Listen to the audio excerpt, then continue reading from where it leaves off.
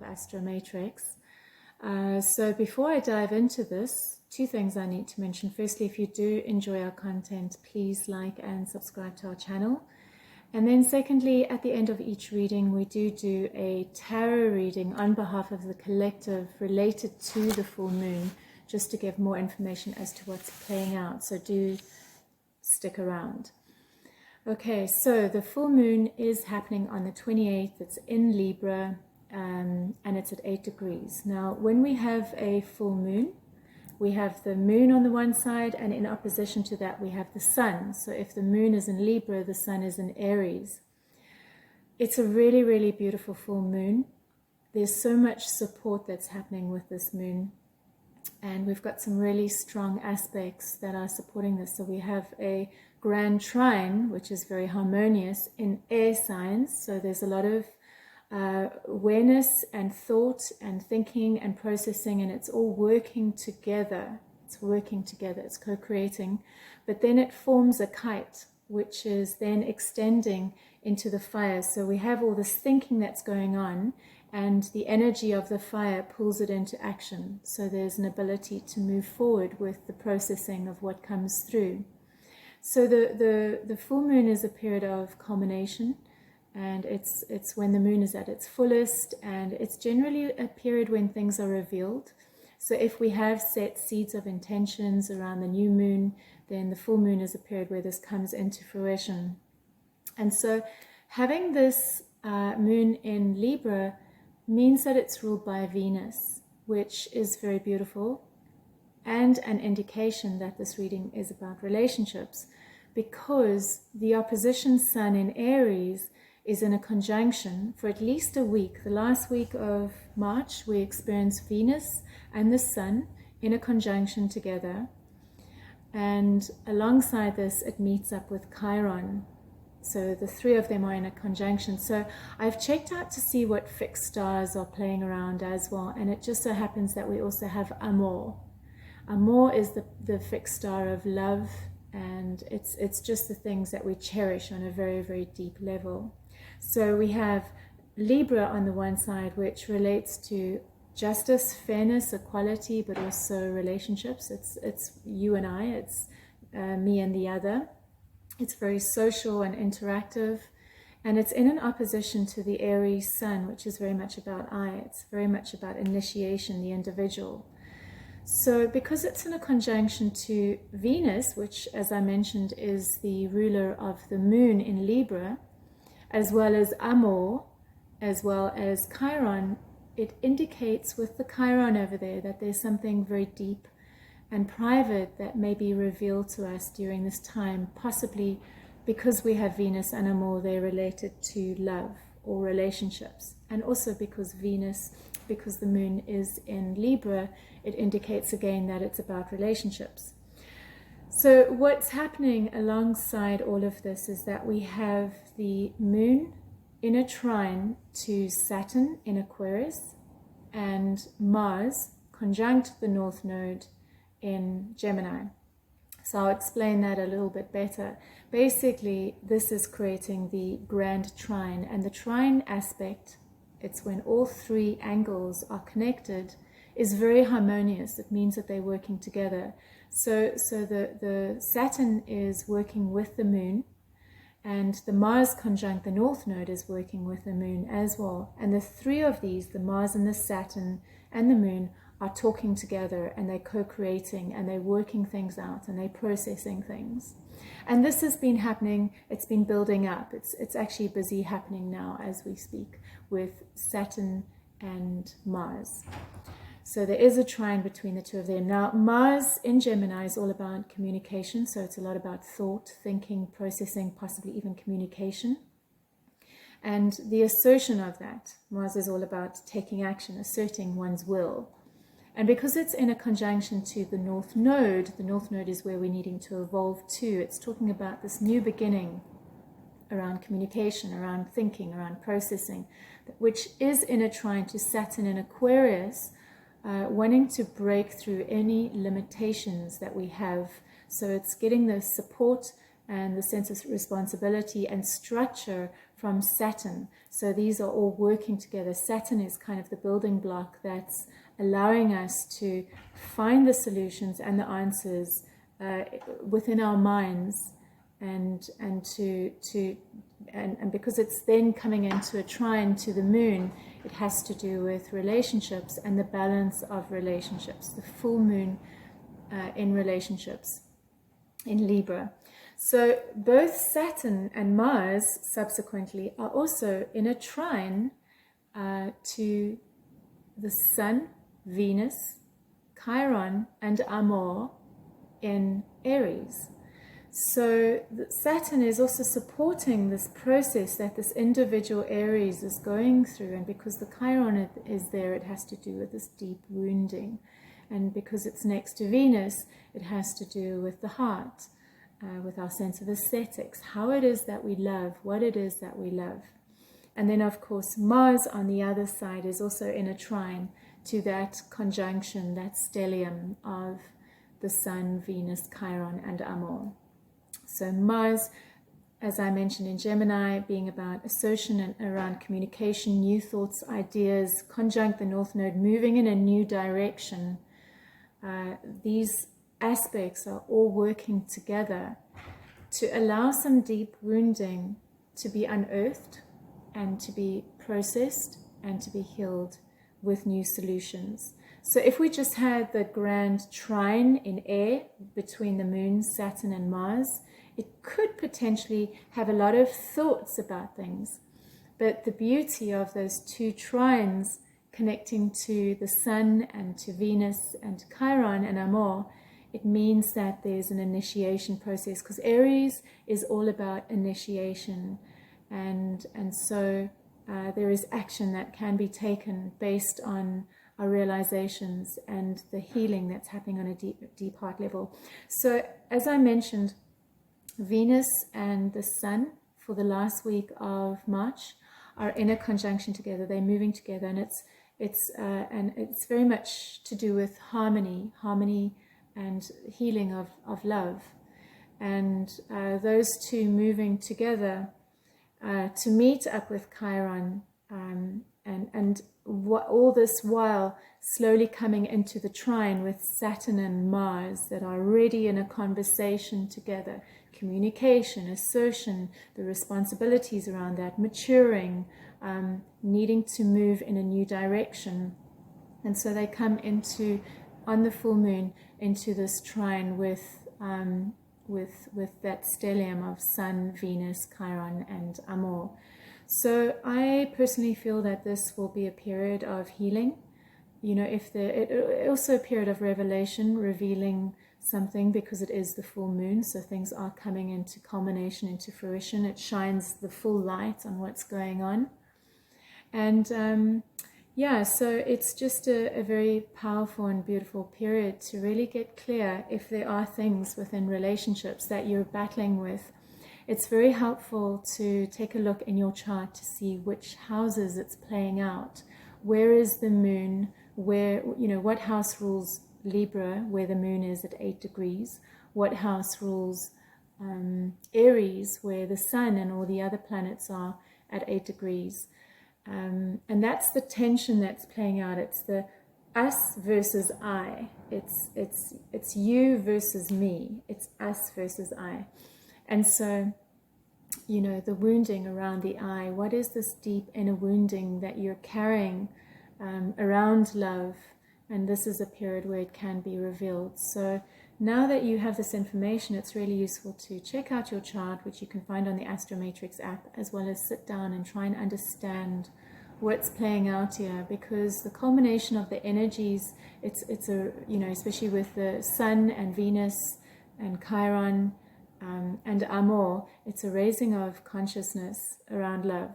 And so there is the potential to shift outdated fears, beliefs, ideologies, ways of communicating, ways of not communicating, and take responsibility in the arena of love, in the arena of us versus I. So when we are healed within the I, then the external, the us, reflects a healthier balance. So wherever there is an imbalance around that, we will be exploring that. The full moon will bring that up. So, I also need to mention that we have Mercury in a conjunction to Neptune around that time, and it's in Pisces. And Pisces is the final sign in the zodiac, so it is around completion. So you may have new inspiration and ideas, realizations. You may have very strong dreams because it is in a conjunction to Neptune, and it's about trusting what you're feeling even if it doesn't seem right. So allowing that deeper clarity or wisdom to reveal itself. There's a spiritual quality to Neptune. Initially it's about illusion or confusion, but clarity can come through this, especially with the Saturn and the Mars in the mix, with all the planets that are playing out in this configuration. So having that Neptune and Mercury in a conjunction in Pisces, it also brings the revelation of new awareness. And it, as I mentioned, it can come through your dreams. So stay aware. All right, so I've got the cards here, and let's take a look and see what's coming up. So as always, this reading is on behalf of the collective, and this spread, if you go to the Astromatrix app, you can find it there, and you can actually do it for yourself on a personal level. All right, so a card just fell out, and it was the Eight of Swords, which is about feeling trapped and bound and stuck. So where is it in your life that you feel trapped? Where is it that you feel bound by something? Where are you not feeling free? Okay, so the first question is, what is the full moon revealing? What is the full moon in Libra revealing to me? And as I mentioned, this is on behalf of the collective. What is the full moon in Libra revealing to me? Before I dive into this, I'm going to pick a theme for the reading. What is the theme for this reading? Okay, we have the Three of Wands. So the next question is, what is the full moon revealing? What is the full moon revealing? Full moon in Libra, what is it revealing? Judgment. Rising up, stepping up into a higher place. Accountability. Taking action based on the lessons that you've learned, the experiences that you've had, evolving. What is needing to complete and heal? What is needing to complete and heal within my life? What is needing to complete and heal within my life? Okay, and I've got the Four of Wands in reverse, and often the Four of Wands can refer to relationships or marriage, but it's also a card of success. But I'll come back to that now. And then the last question that I have is, what is Venus teaching me? What is Venus wanting to teach me or show me? What is Venus wanting to teach me or show me? And I picked Venus because the full moon is ruled by Venus. So this is a moon around love.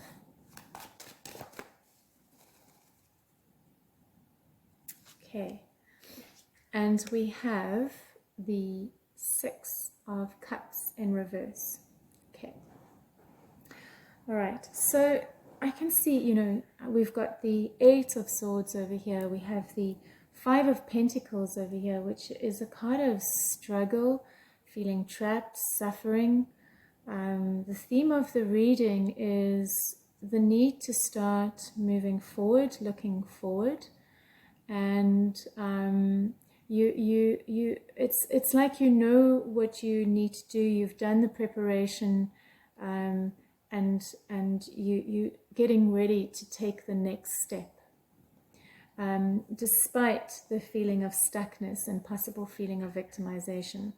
So what is the full moon revealing? We've got the Judgment card, and the Judgment card is talking about rising up, resurrection, evolution, stepping into a higher place, taking everything that you've learned and experienced and allowing it to transform you, becoming conscious of any loops or patterns that you're stuck in that hold you back, hold you down. The next question is, what is needing to complete and heal? And we've got the Four of Wands in reverse, which can refer to an old marriage. It can refer to an old relationship. But because it's in reverse, it means that it's not successful. It's not something that's healthy or flowing. It's not standing upright. So what is needing to complete and heal is letting go of any wounding around old marriages, old relationships, situations that hurt you in the past, but realizing that they actually came with very powerful lessons, and that's where the Judgment card comes in. So the lessons are to be learned around the pain that happened, and the Judgment card is about rising up and stepping into a higher, more evolved place despite the pain, so that we can let go of it and make way for something new and healthier. And then what is Venus? What is Venus teaching me? And so we have, it's interesting, we have the Six of Cups in reverse. And the Six of Cups is about sweetness and sharing and joy and you know, connecting in a very sweet, intimate, tender moment with someone. And so having it in reverse, it's showing that there are areas in our lives, in your life, where you are not allowing that sweetness to be there. Possibly because of old wounds and pain, and possibly because you've not allowed yourself to step into a higher place, to rise up, to evolve despite the pain. You're still stuck in the pain of the past, and therefore you are unable to receive and see and allow the sweetness to come through. And it's keeping you in a state of trappedness, stuckness, and it's not allowing you fully to move forward to the next level. Okay?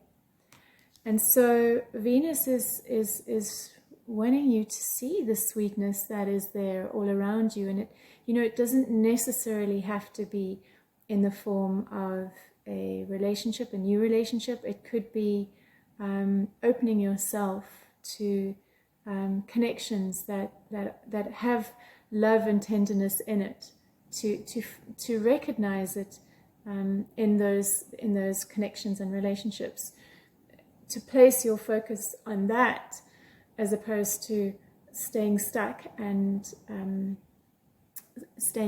with traumas from the past that no longer serve you. So I'd like to pick one more card for this full moon as an outcome, just because I'm curious. And let's see what is revealed. Okay, yes, again, it's a confirmation. We have the Five of Swords. Okay, and the Five of Swords is talking about those places that those situations that don't serve us. It's time to walk away from them, and especially if those situations do not see who we are, if those situations are not able to honor who we are. And when I say situations, I mean an old marriage, an old relationship, an old friendship, an old connection. It's, you know, it's not just Venus, and love is not just about relationships. It can also be friendships that are detrimental or abusive to us. So it's allowing the ending to happen and walking away from it, so that we can start moving in a new direction with what it is that we do want. So yeah, I think I'm going to leave it at that. I hope this shed some light on your situation. And